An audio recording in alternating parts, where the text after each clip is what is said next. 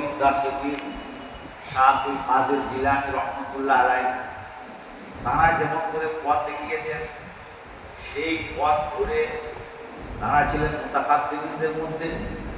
মুতাআখিরিনদের মধ্যে আমরা দেখছি হাজী ইমদাদুল্লাহ মুহাজির মাক্কি রহমতুল্লাহ আলাই, হযরত নূর মোহাম্মদ ঝানঝানানী রহমতুল্লাহ আলাই, হযরত রশিদ আহমদ গাঙ্গুহি রহমতুল্লাহ আলাই, হযরত আশরাফ আলী থানভী রহমতুল্লাহ আলাই, হযরত মাওলানা কাসিম নানতভী রহমতুল্লাহ আলাই, তারুক দেওবন্দের প্রতিষ্ঠাতা, এই সমস্ত আকাবির বুজুর্গানে দিন, বিশেষ করে হযরত মাহমুদুল হাসান রহমতুল্লাহ আলাই এবং হযরত হুসাইন আহমদ মাদানী রহমতুল্লাহ আলাই, তারা মুতাআখিরিনদের মধ্যে যেভাবে রুহানিয়াতের তারাক্কি করেছেন এবং রুহানিয়াতের উন্নয়ন করেছেন, সেইভাবে তার ছোঁয়া আমরা পেয়েছি।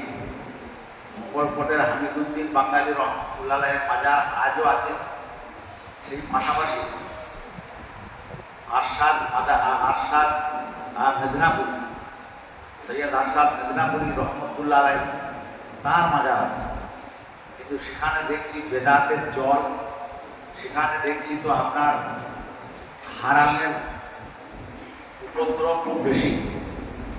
আর সেখানে মৌলানা হামিদুদ্দিন বাঙালি রহমতুল্লাহ আলাই বিলকুল সুন্নতের পাবন, সেখানে বেদাতের কোনো ছোঁয়া নাই। অথচ প্রতি বাংলা মাসের 18ই ফাল্গুন হামিদুদ্দিন বাঙালি রহমতুল্লাহ আলাইয়ের মসজিদে জিকরুল্লাহ মজলিস হয় এবং একটা উরুসের নামে একটা সভা দিয়ে থাকে। জালসার নাম করে এই সভাটা হয়, বিশাল সভা হয়। সেখানে ওলামায়ে দ্বীন, দেওবন্দি ওলামায়ে হাক্কানীরা সেখানে বায়ান বক্তব্য রাখেন। আর কিছু না হলেও আমি সেখানে কয়েকবার শরীক হয়েছি, অন্তত 10 থেকে 20 বার আমার শরীক হওয়া হয়েছে। তো সেখানে আমি দেখি যে আন্দাজ করেছি 5 থেকে 7,000 লোকের সমাগম হয়। এই 5 থেকে 7,000 লোকের সমাগম, তার মধ্যে 2,500 মেয়ে ছেলেও হয়। তো এই মেয়ে ছেলে জানানাদের বসার জায়গা থাকে আলাদা, পুরুষ মহলের জায়গা থাকে আলাদা। বিশাল মাঠ, সেখানে ঈদের নামাজ হয়, সেই মাঠে এই জালসা হয়, প্লেন জালসা। আকাবির বুজুর্গানের দিনেদের কথা ওরা বলেন একটু শোনাবে বুঝুন।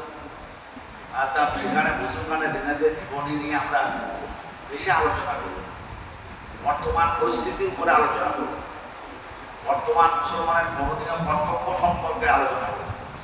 খেলাফে সুন্নত যারা চলেন তাদের নাম না করে আমরা ব্যাপক আলোচনা করি। গতবার মৌলানা ইমতাজ সাহেব ছিলেন, আমি ছিলাম, মানে প্রচুর আলোচনা হয়েছে। বেদাতের বিরুদ্ধে আলোচনা হয়েছে, শিরকের বিরুদ্ধে আলোচনাতে কোনো ত্রুটি রাখা হয়নি এবং সেখানে খেলাফে সুন্নাত কোনো আমল সেখানে হয় না।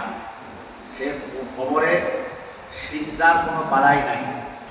মানুষ আসে, জালসা হচ্ছে, কিছু খরচা দেয়, যে এত বড় জালসা, এত খরচ, কিছু পয়সা নেন আমাদের রাখেন, সেখানে দেওয়া হয়। সেখানে আপনার সেইভাবে আপনার সেখানে খানা খাঞ্চা হয়, খাওয়ানো হয়। কিছু না হলে অন্তত 100টা দেড় পাকে, আর 100